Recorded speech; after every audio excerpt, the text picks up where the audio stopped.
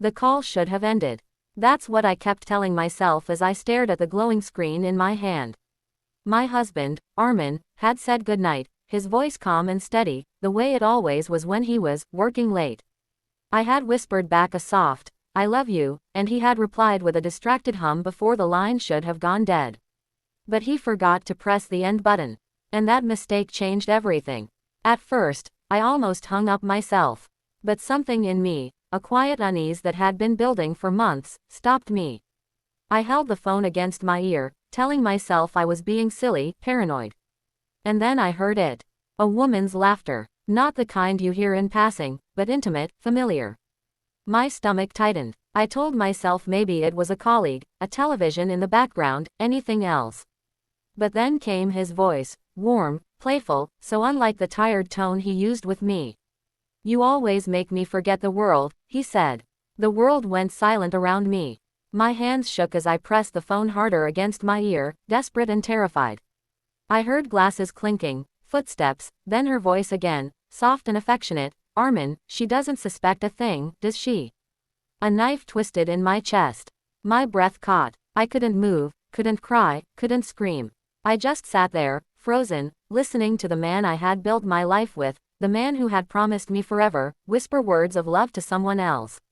For minutes, or maybe hours, I stayed like that, numb, the phone pressed to my ear as my reality unraveled. Every late night, every excuse, every distance I had felt but ignored now came crashing down on me with brutal clarity. I thought of our wedding vows, of the nights we dreamed about our future children, of the sacrifices I had made for him. And in that moment, I felt smaller than I had ever felt before, like my heart had been shattered into pieces too fine to ever be put back together. I didn't confront him that night.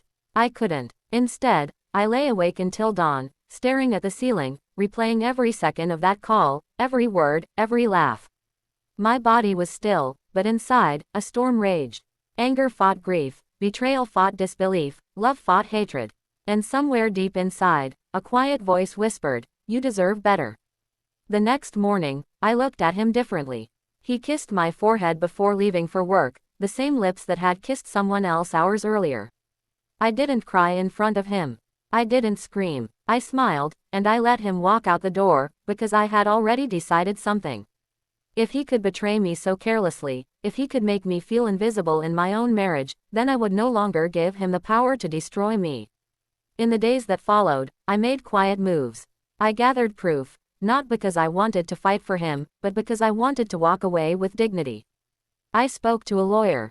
I confided in my closest friend, who held me while I finally let the tears flow. I looked in the mirror and forced myself to remember who I was before Armin, before I allowed love to blind me to my worth. When I finally confronted him, it wasn't in anger. It was with a calmness that surprised even me. I placed the phone on the table, hit play on the recording of that night, and watched his face drain of color.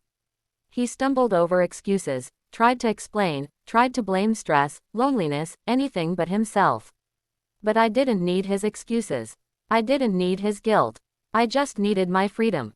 "I loved you with everything in me," I told him, my voice steady. "But love without loyalty is nothing. I won't live half a life while you live a double one." And with that, I walked away. The weeks after were hard. Nights felt endless, mornings felt heavy, and the silence of an empty house pressed down on me. But slowly, I began to heal. I poured myself into things I had long forgotten, painting, running my small business, reconnecting with family. With every small step, I found pieces of myself again.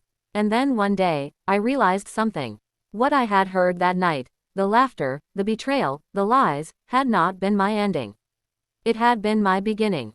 A painful, devastating beginning, yes, but one that forced me to rise stronger than I had ever been. Today, when I think back to that call, I no longer feel numb.